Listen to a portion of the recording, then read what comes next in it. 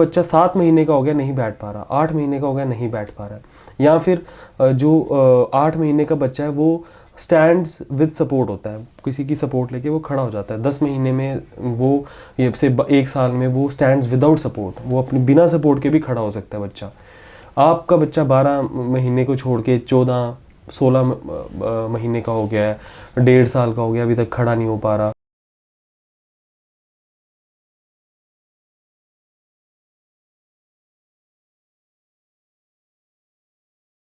Hello, Mr. Abhimanyu, how are you? I'm fine. How are you, Mr. Mayank? कैसे हैं sir? बढ़िया। और बताइए सर, क्या चल रहा है? बस हमारे ग्रुप में 2-3 डॉक्टर हैं, सबसे क्लोज आप ही हैं। ठीक है। कैसे sir, how did you choose this field? ये मतलब why do you wanted to become a doctor? Well, I didn't want to become a doctor. It was serendipity. That is, it was a by chance discovery कि मैंने दोनों optional रखे हुए थे, दोनों options, biology और मैथमेटिक्स। और engineering के भी एग्ज़ाम्स हो रहे थे उस टाइम पे, क्वालिफाई, तो इसका MBBS का भी हो गया था। तो उस टाइम पे पहले उसको ज्वाइन करने का सोचा, फिर लगा कि यार ये ठीक है, ये कर लिया। बट देन जब ज्वाइन किया तो उसके बाद ठीक है, अब ठीक ही लगता है। So how has been your journey? कैसा, मतलब इतना समय आपको हो गया इस फील्ड में, और कोविड के दौरान कितना ऊपर नीचे देखा, डॉक्टर की मेंटल फिज़िकल स्ट्रेस और एंजाइटी बहुत हाई थी, तो ये पूरा आपको समय, how do you feel, what is your experience of being a doctor? मुझे ऐसा लगता है कि ना, जो भी एक MBBS करके निकलता है, स्ट्रेस एंड एंजाइटी को एब्जॉर्ब करने का उसको पहले से ही उसका मुझे लगता है टेम्परमेंट वैसा सा ही बन जाता है। जैसे हम 11-12 से निकलते हैं तो स्टडी करते हैं, बट देन वो it's not a stress study, कि ऐसा नहीं है कि आप को कोई आपके पीछे कोई खड़ा है कि हाँ मतलब ये हो जाएगा, उसका कोई आउटकम ख़राब हो जाएगा। MBBS में फर्स्ट ईयर में आते ही जब एनाटमी और फिजियोलॉजी और बायोकेमिस्ट्री और एनाटमी की मल्टीपल ब्रांचेस और ये वो, तो वो आपको पहले ही लग जाता है कि नहीं यार, this is something foreign to us, कि यार इतना तो नहीं पढ़ना था या ऐसा नहीं है। उसके बाद में मुझे लगता है कि वो पहले वो स्टडी से स्टार्ट होता है, फिर उसके बाद जो ड्यूटीज़ लगती हैं इंटर्नशिप में, आप ओवरवर्कड रहते हो, फिर आप कहीं फिर बाद में JR शिप करते हो। अगर आप दिल्ली गवर्नमेंट में ही कर लोगे तो आपको पता है कि यार ओवरवर्क मतलब 24 आवर्स 36 आवर्स की ड्यूटी करनी ही पड़ेगी, पेशेंट ज़्यादा हैं, डॉक्टर्स कम हैं, तो it's a part and parcel of our life. और कोविड में देखो थोड़ा सा तो टफ टाइम था ही सबके लिए, सबको ये लग रहा था एक चीज़ है जिससे लोग मर रहे हैं और उसमें सबको फेस करना है। मतलब आपको despite knowing that might kill you, but आपको फिर भी जाना है। तो इनिशियली थोड़ा था, but then eventually we are prepared for this. पहले भी ऐसी चीज़ें छोटी मोटी आती रही हैं, कभी इन्फ्लुएंजा आ गया, कभी कुछ आ गया, तो we have to be there. मुझे लगता नहीं है कि था फेयर मॉन्गरिंग पेरेंट्स में ज़्यादा थी, एज डॉक्टर्स में मेरे कोलीग्स में इतना ज़्यादा कोई नहीं था, थोड़ा ओवर प्रिकॉशियस तो थे थोड़े सारे लोग, ऐसा था। Parents were more concerned about their parents, देखो पेरेंट्स आर Hmm. पेरेंट्स ना eight the end of the day. तो कैसा मतलब टसल डॉक्टर्स के बीच में, फैमिलीज़ के बीच में रहता होगा? एक तरफ अगर आपकी वाइफ है, बच्चे हैं, तो वो कह रहे हैं मत जाओ, या फिर they are you know sort of helpless कि जाना ही पड़ेगा। देखो दो चीज़ें थी इसमें भी। काफ़ी सारे डॉक्टर्स थे जिन्होंने वॉलंटरली मुझे लगता है अवॉइड भी किया कि भाई our life is more precious than this thing. बाकी कुछ ऐसे थे जिन्होंने वॉलंटरली लिया भी, और बाकियों का ये था कि कुछ गवर्नमेंट ने भी कंपलसरी सा कर दिया था।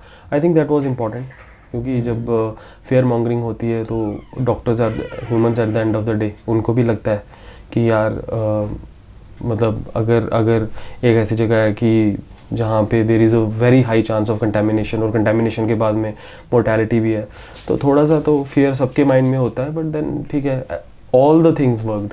कुछ मेंटालिटी की अगर हम नहीं सर्व करेंगे तो कौन करेगा, थोड़ा ये था। गवर्नमेंट ने भी बोल दिया कि हाँ जी आपको जाना ही है, तो that was, I think that was much required. और overall pandemic is over and here we are. Glad pandemic is over. I just wish sir बीच में कुछ ये भी खबर आई थी कि the next wave which is going to come will hit children more, वो क्या चीज़ थी? Why children? I am glad it didn't come. अगर वो कोई चिल्ड्रन को हिट करने वाली ऐसी वेव आती तो that would have been very detrimental to the mental health of all the parents. तो मुझे अभी there is no such thing, तो we can't comment on it. Was it because of the immunization drive was primarily for the adults, not for the children, and they were not covered until the drug was open to 15 years and less? Of course वो भी एक reason था, और बाकी ये भी तो observe किया गया कि बच्चों को अगर if it hit those children तो it was not lethal for them, it was a very mild disease in them, और in comparison to other viruses जैसे रेस्पिरेटरी सिंसिटिव वायरस है जो बच्चों को हो जाएगा तो वो ठीक है, थोड़ी सी जो सिकनेस है या जो इलनेस है वो ज़्यादा सिवियर होती है। ऐसे ही कुछ और वायरल इन्फेक्शंस हैं, मीज़ल्स हैं, वो बच्चे जब अगर इम्यूनाइज्ड नहीं है फॉर दैट मैटर तो बड़ी सीवियरली उसकी सीवियर कॉम्प्लिकेशंस होती हैं बच्चों में। कोविड का ऐसा कोई ऑब्जर्व किया नहीं गया कि बच्चों को, ऑब्वियसली बच्चे जो कॉन्टैक्ट में आ रहे थे उनको हो ही रहा था a slight fever and a bit of cough and cold and it was over. तो अभी कमेंट करना कि वो उनको इतना सीवियरली हिट करती, आई थिंक इट्स मतलब वो थोड़ा सा पहले ही बोल देना होगा उस बारे। So what do you think the immunity of children is far more powerful than the adults? देखो ऐसा we can't say this thing.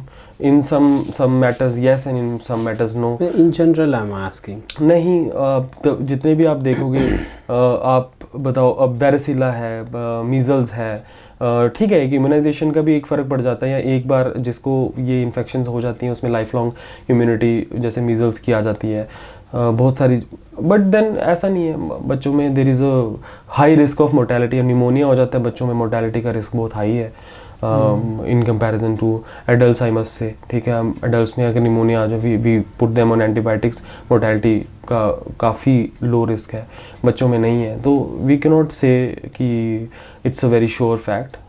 So is it because the adults are exposed to more bacteria and viruses? Well, that as helps. They are That growing? helps. As we grow up, unless and until it is tuberculosis, तो बाकी के bacteria जो है उसके against body थोड़ी resistant तो होती जाती है, except for this common cold and ये जितने भी बाकी ये वाले जो वायरल पैथोजेंस हैं उसको छोड़ दो आप। बाकी ऑब्वियसली जो जब आप उन ऑर्गेनिजम्स के कांटेक्ट में आते हो, अगर वो अपना एक होता है लेटेंट डोज, मतलब उसके ऊपर अगर वो पैथोजन आपको इन्फेक्ट करेगा तो वो इन्फेक्शन प्रोड्यूस कर देगा। तो ऑब्वियसली अगर वो बार बार आपको उसकी छोटी छोटी एक डोज मिल रही है तो मुझे लग रहा है कि एज अ वैक्सीन ही काम कर रही है वो। सो बॉडी ऑब्वियसली बॉडी के जो टी हेल्पर सेल्स हैं और जो एक तरीके से उसकी मेमोरी बनाते हैं तो वो थोड़ा हेल्प करते हैं with time. So you are in pediatric field. Yes.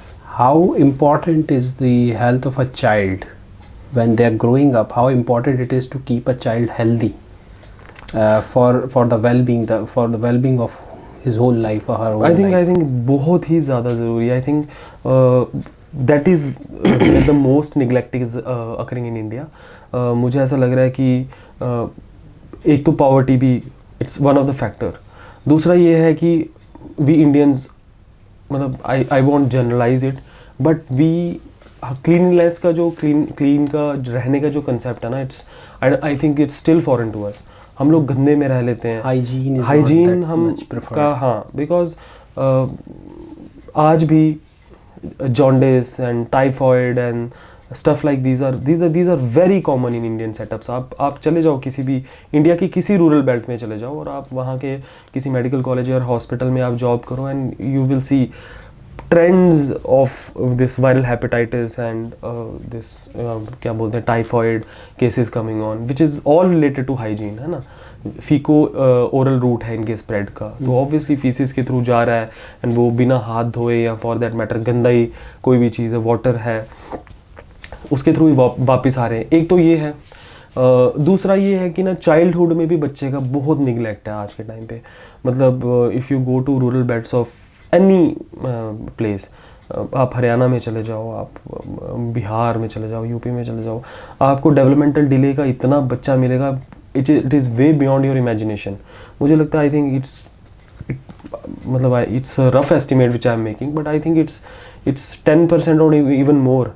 तो आप ये सोचो कि 10% बच्चे जो हैं वो डेवलपमेंटल डिले के साथ आ रहे हैं आज. What is that?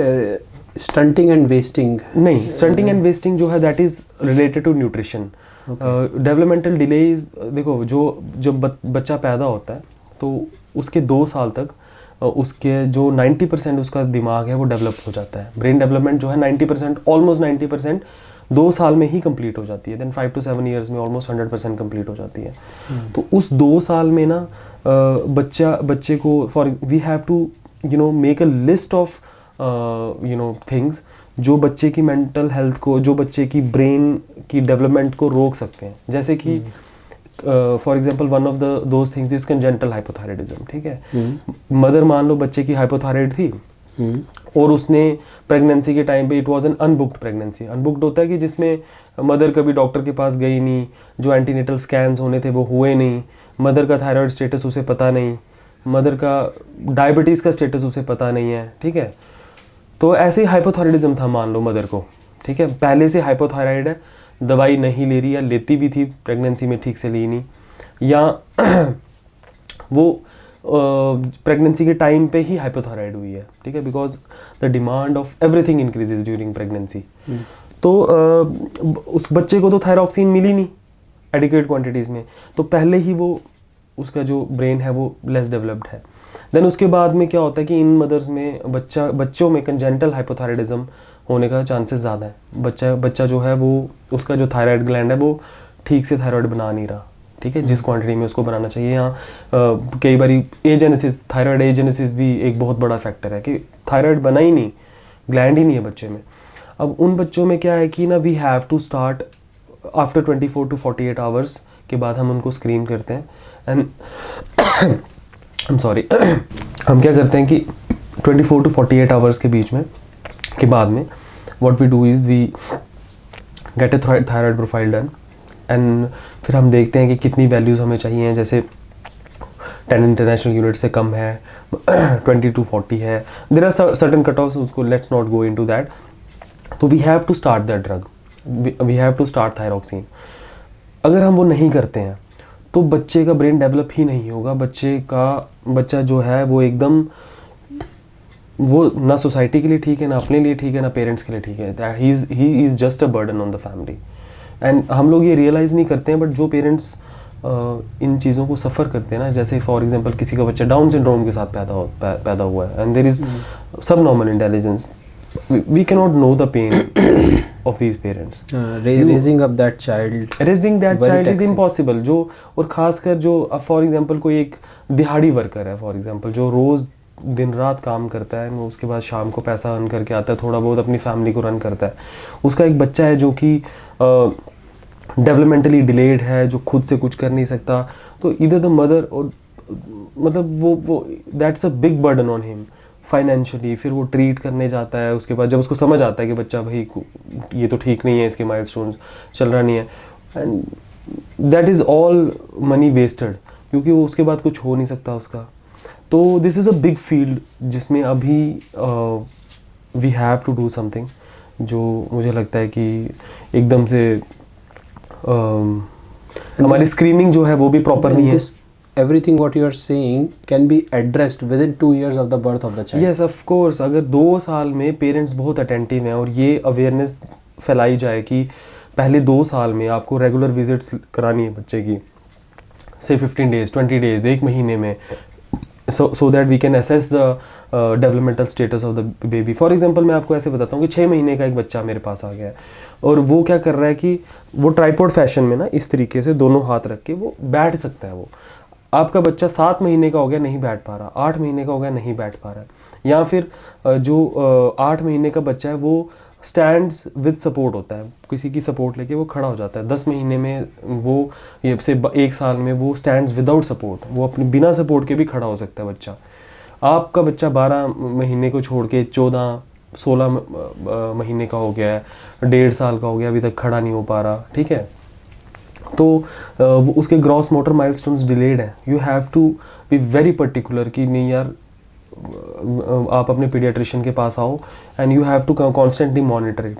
ऐसे ही सोशल माइलस्टोन्स होते हैं, ऐसे ही फाइन मोटर माइलस्टोन्स होते हैं, ऐसे ही मतलब यू हैव टू, जितने भी माइलस्टोन्स हैं आपको, आप ऑब्जर्व नहीं कर पा रहे हो, your paediatrician will observe that thing and वो आपका बच्चा जो है वो डेवलपमेंटली डिले हो, उसका डेवलपमेंटल डिले होने से you can prevent that child. तो ये नहीं है, prevention can happen if you go to yes of course, as early as possible, as early as possible, means the condition can become normal again। हाँ, normalise किया जा सकता है accept a few cases, जैसे कि कोई बर्थ एस्फिक्सिया का बच्चा है, फॉर एग्जांपल हमने उसको we took the baby out and बच्चा जो है वो काफ़ी देर तक एस्फिक्सिएटेड रहा, उसको ऑक्सीजन ठीक से मिली नहीं, या दूसरा क्या होता है कि एक और प्रिवेंटेबल कॉज है, जैसे कि बर्थ पे जॉन्डिस हो जाता है बच्चों को, पेरेंट्स क्या करते हैं कि नहीं जी हमने आज ही जाना है, उसके बाद लेके जाएंगे, उसके बाद they will never come back, क्योंकि एक तो बच्चा क्या होता है इंडिया में कि देयर आर सम और मिथ्स हैं कि भाई बच्चे को अंदर ही रखना है, तो अंधेरा रहता है रूम में, डार्क रूम होता है, उसमें पता भी नहीं चलता है कभी, हालांकि थोड़ा कुछ कंसेप्ट्स ये हैं कि धूप लगानी चाहिए बच्चे को ना, तो वो धूप में लेके जाते हैं, तब उनको लगता है यार बच्चा तो कुछ ज़्यादा पी रहा है, तो तब लाते हैं, और तब तक ऐसा होता है कि बिलरुबिन 18-20 क्रॉस कर गया है और कनेक्टर्स हो गया है, बच्चे का ब्रेन उसी से डैमेज हो गया है। तो उन केसेस में ना रिवर्स करना इन चीज़ों को इट्स नॉट ईजी। और जैसे बर्थ एस्फिक्सिया मैंने आपको एक बता दिया, उनमें there are not very good outcomes, उसमें जो ब्रेन का डैमेज हुआ है वो हुआ है, अब उसमें फिर फिजियोथेरेपी एंड रिहैबिलिटेशन का वर्क ज़्यादा रह जाता है। इतना कर दो कि भाई बच्चा जो है वो अपनी एक नॉर्मल लाइफ जी सके।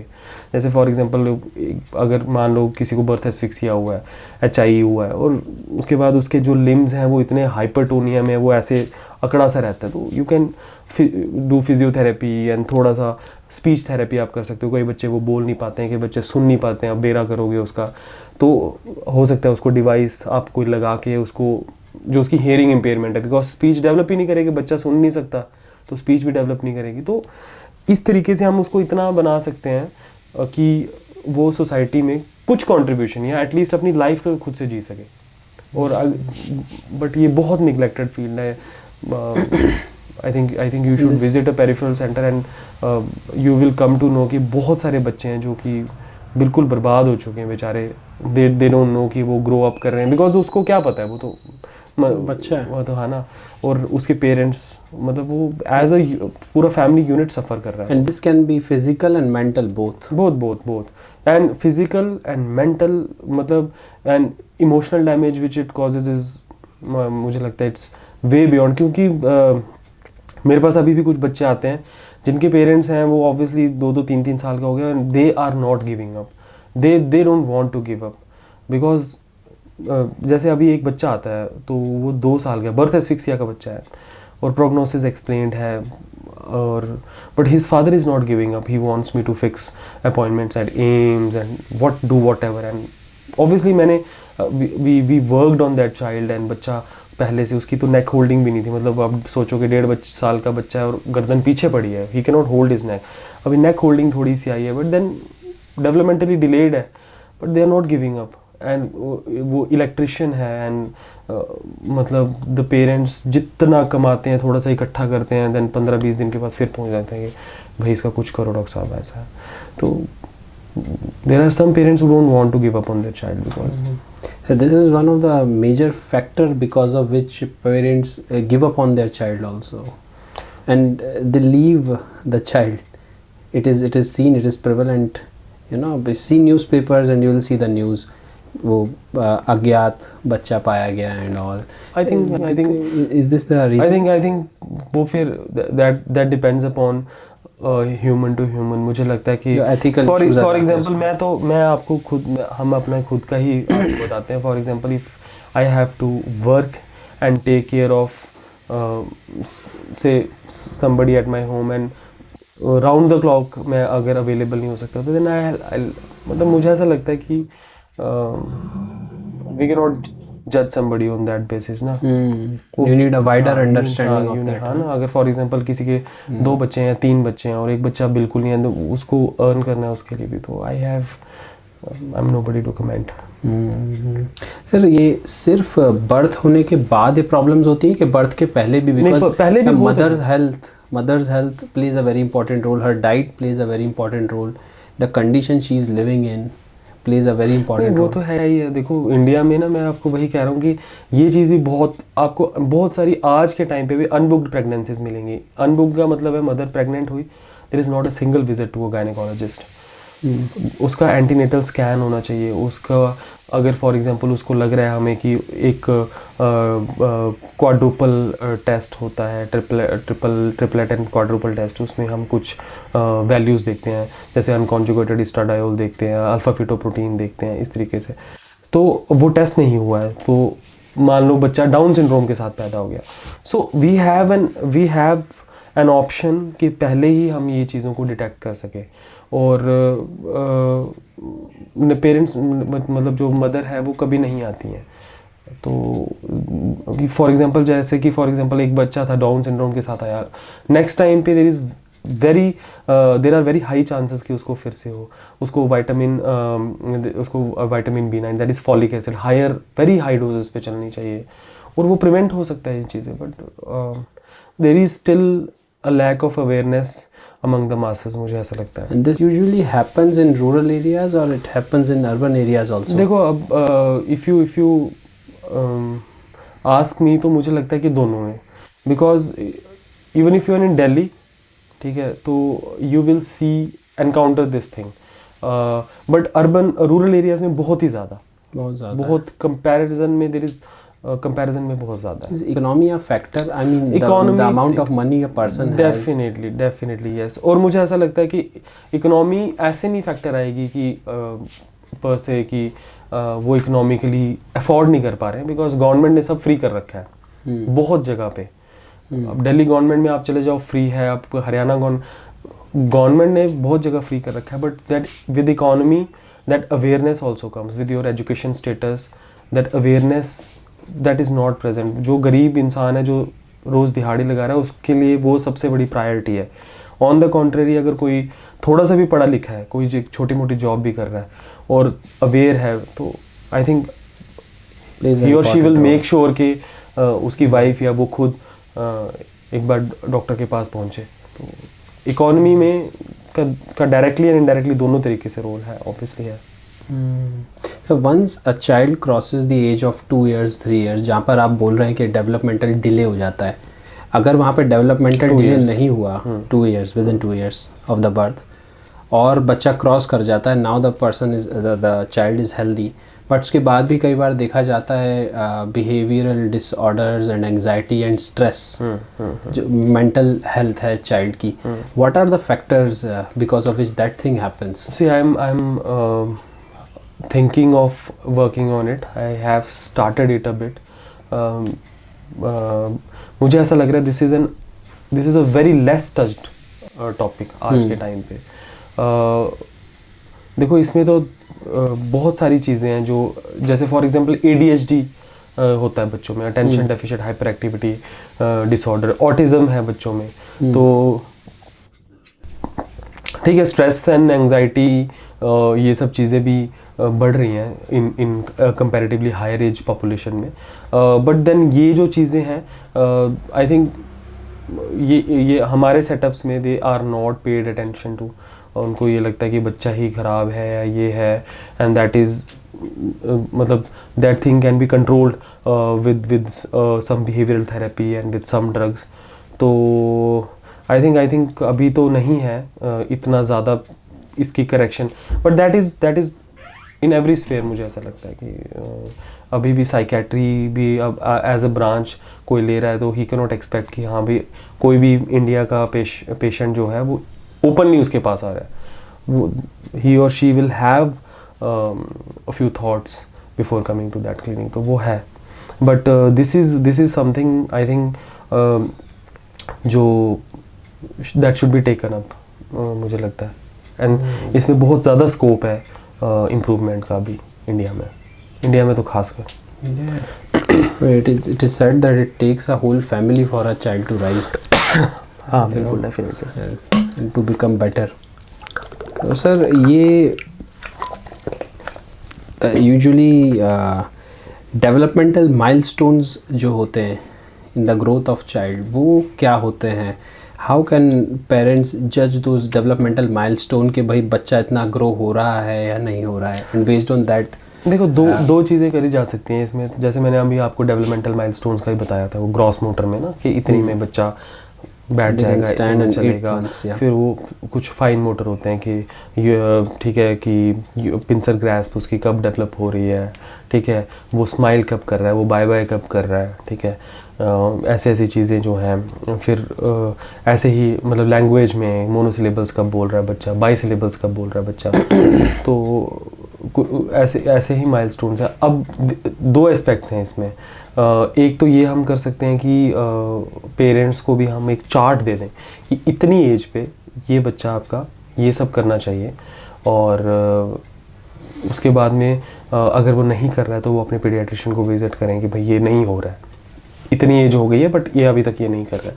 This is one thing.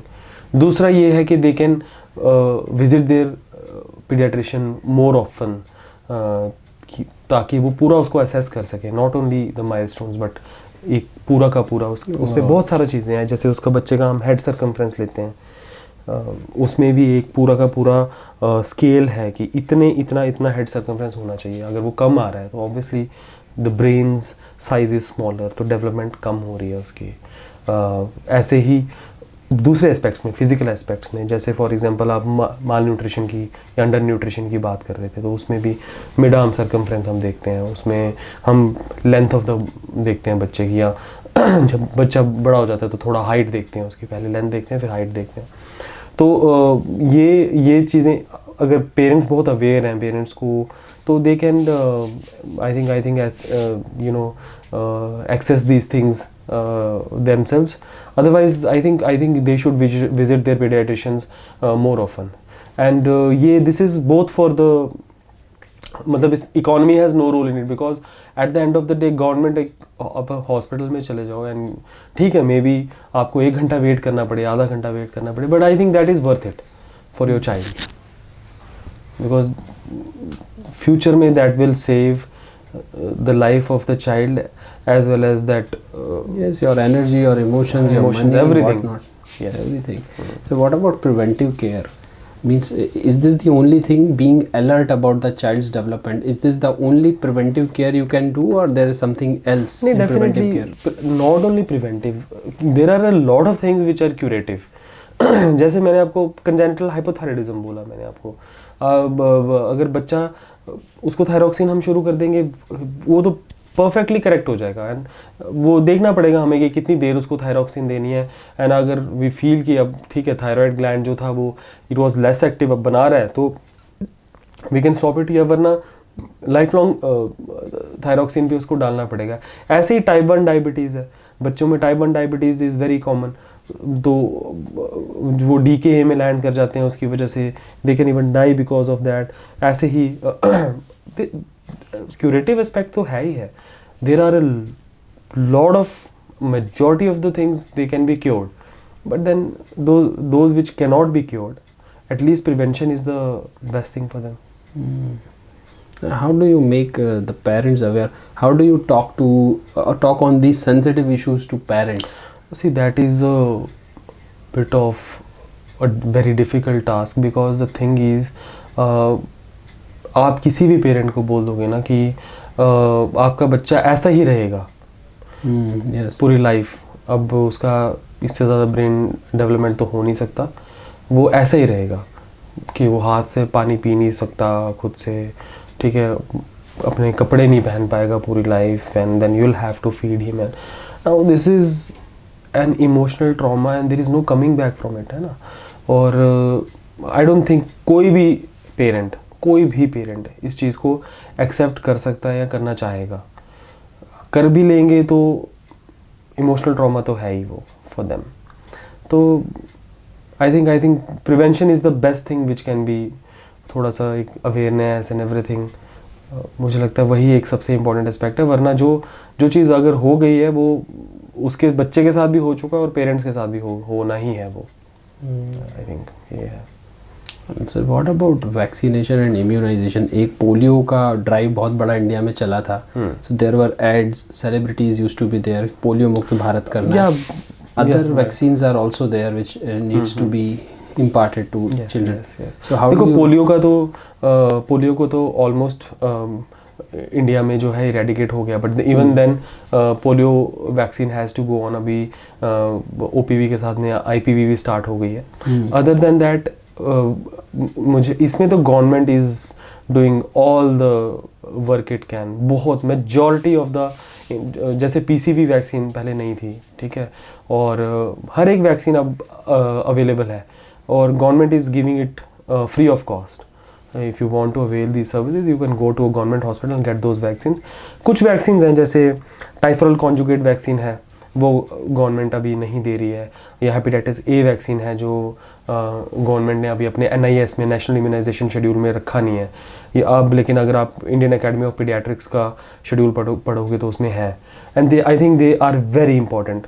Either the government should include them, but I would urge all parents to get those vaccines because, see, let's be very frank, hepatitis A and typhoid is very common in India.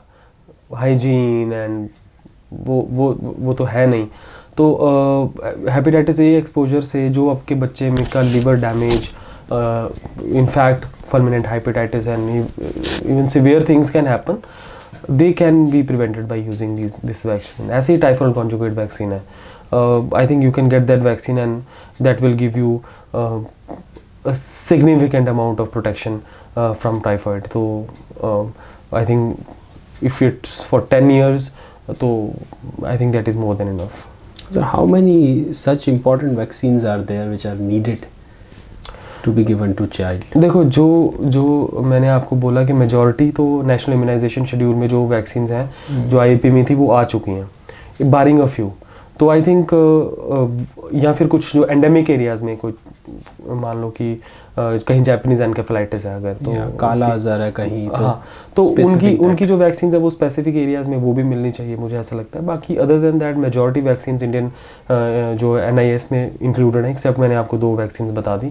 तो I think until what age children has to be given these? इसका पूरा एक schedule है. I think if you go, ऐसे होता है वहाँ पे कि birth is 0, then 6, 10, 14, then 9 months, मतलब 9 to 12 months में, देन 12 to 24 months में, उसके बाद 5 years में, 10 years में, 6, देयर इज़ अ पूरा शेड्यूल है. और जो गवर्नमेंट भी आजकल आप वो पूरी की पूरी बुकलेट आ रही है उसकी, उसमें पूरा immunization schedule, dos and don'ts सब लिखा होता है उस पर. ओके, हाँ, इस पे तो गवर्नमेंट जो है has done a very commendable job. हाँ, गांव में सर आशा वर्कर्स होती हैं, वो कर रहे हैं, आंगनबाड़ी में हो रहा है. This is the immunization is और ये बहुत, मतलब आप ये बता रहा हूँ मैं आपको कि बहुत सारी जो बीमारियां थी उससे मतलब निकाल लिया है इन वैक्सीन्स ने.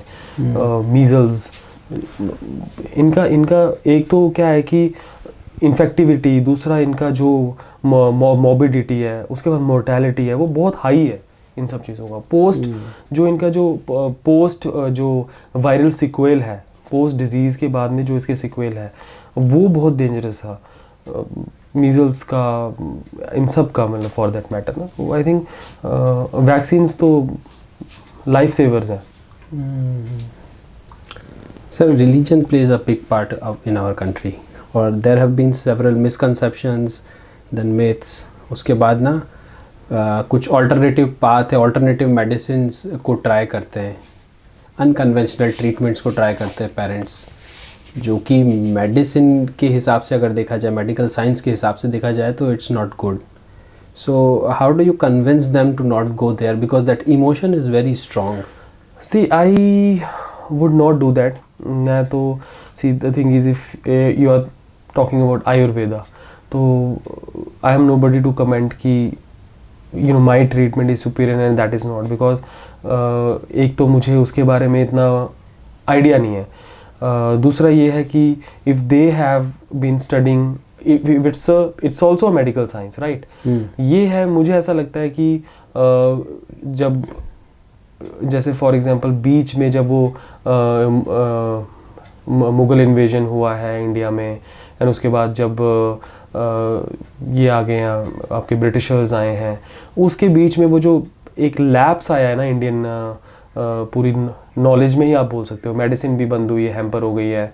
आई think that is the only reason जिसकी वजह से ये आई वॉन्ट से कि ये हैम्पर हो गए हैं या कुछ हुआ है, but I think research base जो एटीट्यूड जितना एक मॉडर्न मेडिसिन में है, मेडिकल साइंस में थोड़ा कम है। But other than that, let's be very frank, they were at their pinnacle at some point of time and people were getting treated, right? तो I would not urge that. बाकी ये है कि pros and cons दोनों के हो सकते हैं। उस समय उतना कॉम्प्लिकेशंस भी तो नहीं होते थे ना, life was simple and treatments were simple. Medical science has come a long way, obviously. If you talk about this allopathic medicine as a branch per se, so I think the most advancement it has got over other branches, for be it homeopathy or Soarigpa or any form of ancient on any form for that matter is surgical branches. मुझे लगता है वहाँ बहुत difference आ जाता है। या जैसे for example ERCP है, MRCP है, पेट गाइडेड बायोप्सीज हैं, ये कभी नहीं होती थी पहले। नोबडी वुड इवन नो कि मीडिया स्टैंडम के किसी एक छोटे से पार्ट में किसी को एक कैंसर है और उसको किसी तरीके से हम डिटेक्ट कर सकते हैं। So medical science has come a very long way, I think. Vaccines for that matter. This thing child obesity, this is a very new thing. Before I come to child obesity, one more thing I was missing. And not only about the alternative medicines but also about जो थोड़े से वो नहीं होते, बच्चा अगर बीमार हो गया तो किसी गांव में ले जाइए, वो कोई बाबा झाड़ देंगे. How do you take care of that? And I have seen parents coming and openly telling this thing to doctors कि हम तो वहाँ ले गए थे. I have encountered, I still am encountering such people कि टाइफॉइड का झाड़ा लगवा दिया हमने एंड अब उसको दोबारा कभी नहीं होगा। देन सम पेशेंट्स का सच में झाड़ा लग जाता है, I don't know, but then people come with complications. ऐसे ही स्नेक बाइट का देखो, स्नेक बाइट में क्या है कि मेजॉरिटी ऑफ द स्नेक्स जो हैं वो नॉन पॉइजनस होते हैं, but then what happens is sometimes a poisonous snake bites you and then वो झाड़ा लग के वो जब तक बच्चे को या फॉर दैट मैटर एडल्ट को लाते हैं। I have practised a lot पहले भी ना in adult fields as well, I was working. तो I think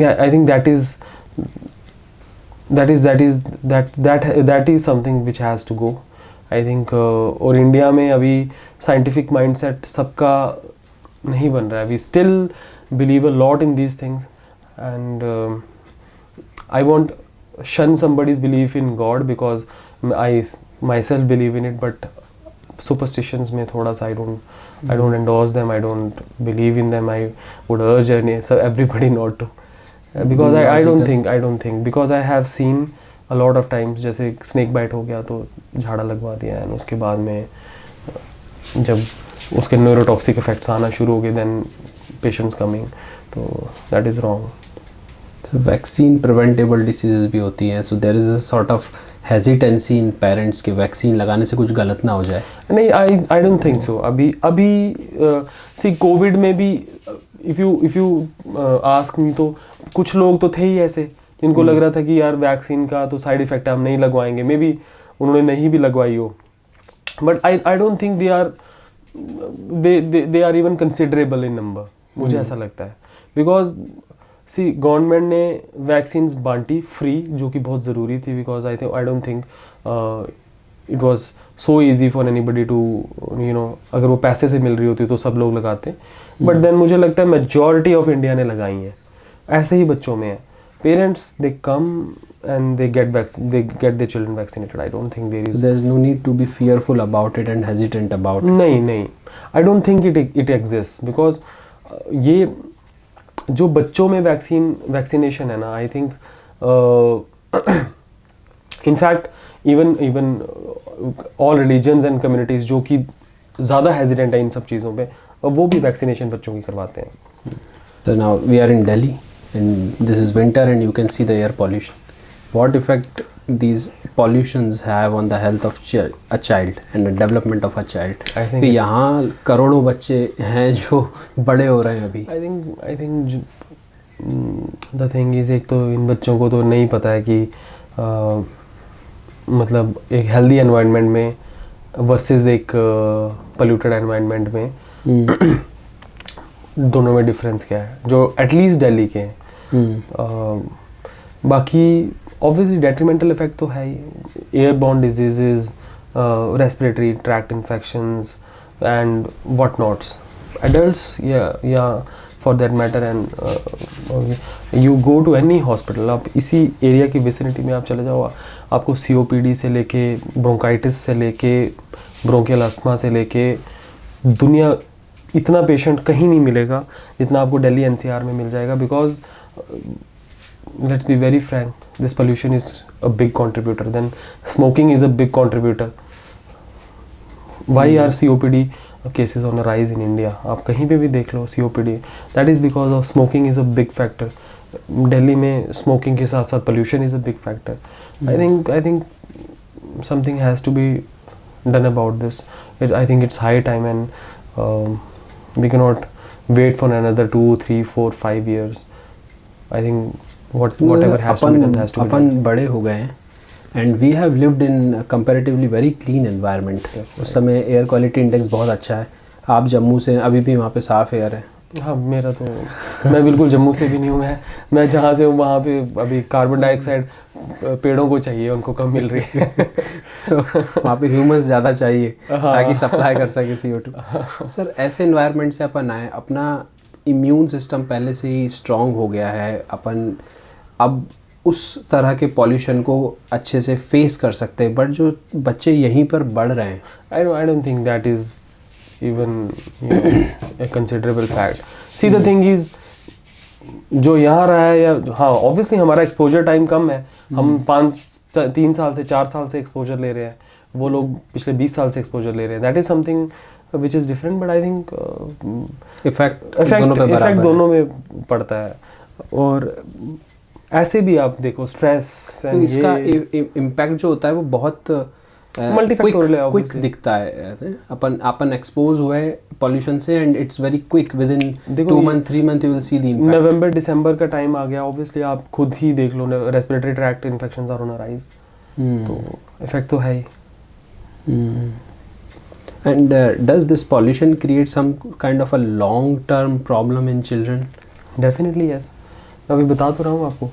Children, adults, all the same. मैं कह रहा हूँ कि pollution is detrimental for obviously children के लिए बहुत ज़्यादा detrimental है. But then मैं बता रहा हूँ आपको, this is detrimental obviously. Bronchitis, multiple cases of bronchitis हो रहे हैं आपको. आप थोड़ी देर के बाद you are landing emphysema, COPD. That is on a rise. The pollution is the only reason. अब नॉन स्मोकर में COPD हो रहा है तो उसका क्या रीज़न है? Obviously we have to blame something. तो So child obesity is now a very big concern for pediatricians. So what are the causes of well, it depends on where you are practicing. If you are in Delhi, तो child obesity is a big problem for you. If you are in Haryana और बिहार और UP के किसी गाँव में आप practice कर रहे हो तो malnutrition, undernutrition is a big factor for you. Always in India, malnutrition was a big factor. Yes, malnutrition but now is the still a big obesity factor. Obesity, see the thing is कि हमारा standard of living तो बढ़ ही रहा है और cities में and यहाँ पे I think अब बच्चों में ना वो जो इंडोर गेम्स एंड एक्टिविटीज़ वो आ गई हैं और आउटडोर बिल्कुल कम हो गया. एक तो वो रीज़न है. दूसरा over feeding. Obviously children are over fed. And तीसरा जंक फूड. मतलब आप किसी भी पेरेंट को देख लो, वो चिप्स ला रहे हैं, कोल्ड ड्रिंक ला रहे हैं बच्चों को. Be at any age. I have seen 3 years 4 years के बच्चे हैं and they are fed chips, they are given cold drinks, they are given pizzas and what not. all these foods मतलब food का plural as in foods, they are not for children, not at all. They are, एक बच्चे को जितनी calories चाहिए, for example अगर एक मान लो कि 10 किलो का बच्चा है, उसको 1000 किलो कैलोरीज चाहिए। से एक 20 किलो का बच्चा है तो उसको अप्रॉक्सीमेटली 1500 किलो कैलोरीज चाहिए। They should come from proteins and fats and carbohydrates in a very very और उसमें मिनरल्स भी होने चाहिए, उसमें वाइटामिन भी होने चाहिए, वो बड़े ही बैलेंस्ड तरीके से आने चाहिए। Junk food has no role, absolutely no role in it. आप उनको दे रहे हो calories, they are not contributing to their growth development, किसी में कंट्रीब्यूट नहीं कर रहे हो। डेट्रीमेंटल इफेक्ट्स जो उनके अपने हैं वो हैं ही, वो तो एडल्ट्स में भी है, सब में है। तो बच्चों के लिए तो they are absolute poison, I would say. And parents needs to be blamed for this. Oh, definitely yes, definitely Because yes. they are the one bringing it on their table. Yes, definitely. Along with it, the mental stress part in children also. Dysfunctional families are there. See, the thing is, between there are two aspects to it. First is we cannot give in to the needs of children. Now we have become a society जहाँ पे बच्चों को कुछ बोल ही नहीं सकते हैं या बच्चों को कुछ बोलना ही नहीं है। You cannot. A kid is a kid. You cannot accept every demand of the kid. Obviously, you have to treat your kid in the best way you can. But the thing is कि जहाँ वो थोड़ा गलत है, जहाँ पे वो गलती कर रहा है, जहाँ पे वो बोल रहा है कि भाई मैं तो खाना ही नहीं खाऊंगा, मैं चिप्स और cold drink, you have to enforce that thing as well. मुझे ऐसा लगता है। एंड आई थिंक बहुत सारी फैमिलीज में अब ये चीज़ मिसिंग हो गई है। A few parents come to us liberal, huh? Yes, they come to us कि नहीं, अब इसकी मर्जी के बिना हम कैसे खिला सकते हैं, भाई आपको खिलाना पड़ेगा। Yes, it's a big problem, you know? Again it comes down to it needs a whole family to raise a child. Yes. So one more thing is there, disparity in the health. अगर अपन देखें कि जो गांव है और शहर हैं उनके बीच डिस्पैरिटी है, इकोनॉमिक सेक्शंस हैं उनके बीच डिस्पैरिटी है, ये चाइल्ड हेल्थ को कितना ज़्यादा सफ़र करवाती है? बहुत ही, मुझे लगता है कि बहुत ही ज़्यादा। I think this is something which somebody should speak out. दो चीज़ें हैं, एक तो clean I think that is not my field of jurisdiction, but फिर भी I would like to speak about it. मुझे ऐसा लगता है कि इंडिया के जितने भी गांव हैं, there is no cleanliness policy in them. यहाँ पे तो म्यूनिसिपल कॉरपोरेशन है, आपकी एमसीडी है जो कि आपका गंद उठा रही है, जो आप जितना भी फैला रहे हो, आप जो भी है व्हाटएवर, दिल्ली में पहाड़ बना दिए हैं उन्होंने पूरे गंद के। But if you go to any village of any India, मतलब of any village of India, there is not a single thing working for cleaning that village. वहाँ का जितना भी गार्बेज है, डिस्पोजल है, आप हरियाणा में जाओगे वो पूरे के पूरे तालाबों में डाल रहे हैं, they are dumping it in the Pond's.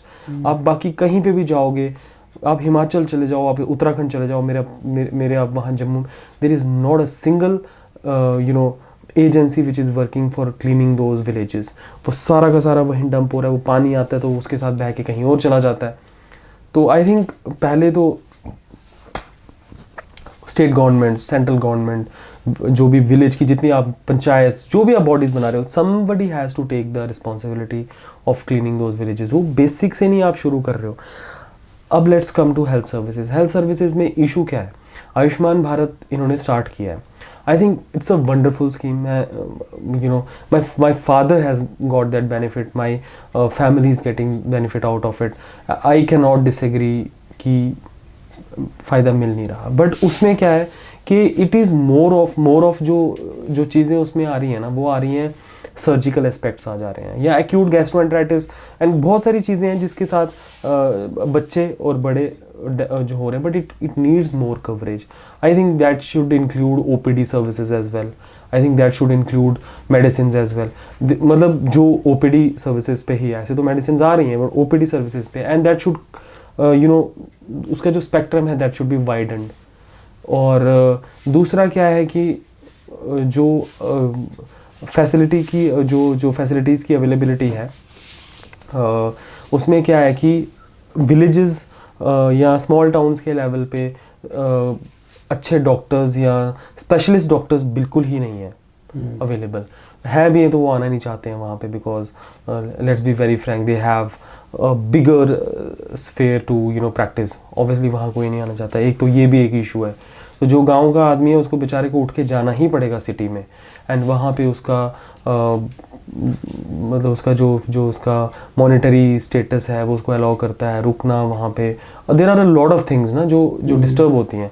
और उसके बाद में सारी गवर्नमेंट सारे फैसिलिटीज़ फ्री भी नहीं दे रही हैं. उस पर उसका out of the pocket expenditure बहुत हाई है. आयुष्मान भारत में बहुत सारी चीज़ें जो कवर नहीं हो रही हैं. हेल्थ इंश्योरेंस का पता ही नहीं है इंडिया में, कंसेप्ट ही नहीं है.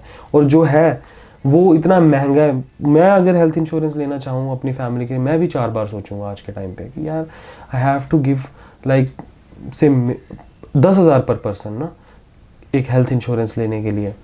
तो I think either the government और some healthcare providers have to come forward. Health insurance में भी it should be cheaper and it should be accessible to everybody. Yes. One more thing I am curious about is this issue of antibiotic drug resistant. तो ये resistance जो है ये adults में तो रहता ही है, ये बच्चों में भी देखा जाता है क्या?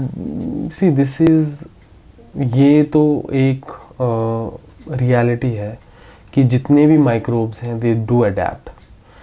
अगर आप viruses majority of the viruses को देखोगे ना, your body can eliminate a few but there are no drugs which जो एकदम से किसी वायरस को ख़त्म कर देंगे. वायरसिला जोस्टर की आपको इन्फेक्शन होती है बचपन में, ठीक है. वायरसिला की जब आपको चिकन पॉक्स होता है वो पूरी लास्ट स्टे करता है in your nerve root ganglia. आप 50-55 की उम्र में वो रीएक्टिवेट हो जाता है. तो द थिंग इज़ कि the microbes they are always adapting. For example staph aureus है, ठीक है, और आपने उसके लिए एक मतलब वो दे दी, दवाई दे दी, फॉर एग्जांपल मेथिसिलिन. अब उसके बाद MRSA आ गया, मेथिसिल रेजिस्टेंट स्टैफ ऑरियस. उसने उसको उस दवाई को रेजिस्ट करने का तरीका ढूंढ लिया. फिर आपने से वैंकोमाइसिन दे दी जो अगला ड्रग था, तो वैंकोमाइसिन रेजिस्टेंट स्टैफ ऑरियस आ जाएगा, VRSA. तो एंटीबायोटिक रेजिस्टेंस जो है that is a truth. And उसके लिए we can blame the abrupt use of antibiotics. India में हर वायरल इन्फेक्शन के लिए भी हम एंटीबायोटिक दे रहे हैं, बैक्टीरियल इन्फेक्शन के लिए भी एंटीबायोटिक दे रहे हैं, हायर एंटीबायोटिक्स भी यूज़ कर रहे हैं. तो one is that the other thing is जो आउट ऑफ द मतलब विदाउट डॉक्टर की प्रिस्क्रिप्शन से आप कहीं से भी आपको एंटीबायोटिक जो एक्सेस हो जाती है. And I think the chemist are a big force which is doing this blunder. आप किसी भी केमिस्ट के पास चले जाओ एंड यू आस्क हिम कि मुझे कफ एंड कोल्ड है, वो आपको एक स्टीरॉयड दे देगा, एक हायर एंटीबायोटिक जो उसकी समझ से बाहर है वो दे देगा. कि तो I think there are a lot of flaws in the current health system. What is the right course of action if somebody has, let's say, viral fever or some because of some bacteria, there is some fever or there is something going on, मुझे some लगता sort of है infection? it should be a very precautious approach. जैसे for example if you have say a child comes to me and I think it's a case of say it's a case of viral, it's a viral picture that pneumonia या bronchitis जो है that the picture is viral in nature and not bacterial. I think I should definitely restrict the use of antibiotics. ऐसे ही diarrhoea हुआ किसी बच्चे को and I think that is not because of bacteria. Unless and until bacteria involved नहीं है, antibiotics का role नहीं है. तो आई थिंक वो 6 या 7 दिन का या 10 दिन का कोर्स है जिसका डिपेंडिंग अपॉन द एजेंट, और 7 days का कोर्स है that will complete its course and go. तो मुझे लगता है symptomatic treatment should be given. I don't think I am very much against the मतलब रैंडम एंड बहुत ही high use of antibiotics, abrupt use of antibiotics, very much against it. हाँ, I think that should be very systematic. जो infection है, जो basic drug है, lower most drug है, उसी से स्टार्ट करो आप. Just don't jump into any antibiotic. Let the person heal himself or herself, no, just like that. कई बार ऐसा भी होता है बुखार आपका अपने आप चले जाता है. Yes, मैं वही कह रहा हूँ कि if it's a bacterial infection, your body will shun it out like in 7 days. If it's a bacterial infection, say if it's a typhoid है, if it is enteritis, if it is any other bacterial infection, then you have to initiate the treatment, otherwise it will get worse. But वो उसमें बहुत judicious use of antibiotics होना चाहिए. वो India में क्या, वो उसमें प्रॉब्लम क्या है कि अब जब तक आप केमिस्ट के पास जाते रहोगे, उसने कोई बेसिक कोई कोर्स तो किया नहीं, उसने बस ड्रग्स के बारे में, वो अगर वो बी फार्मा है, he knows about drugs but he doesn't know what it does to the body, है ना. फार्माकोडायनेमिक्स और काइनेटिक्स उसको नहीं पता है, तो और उसको ये नहीं पता है कि क्या ड्रग कैसे देना, उसके एडवर्स इफेक्ट क्या है, फिक्स ड्रग कॉम्बिनेशंस क्या है, वो मतलब किसको डिजीज़ क्या है, उसका कोर्स क्या है, उसमें क्या देना है. तो I think that's a disaster. तो मतलब सर बात हो गई, आप नोटरी वाले वकील से आर्ग्यू करवा रहे हो जज के सामने, तो केस कैसे जीतोगे? वो मुझे चलिए sir, it was very nice talking to you.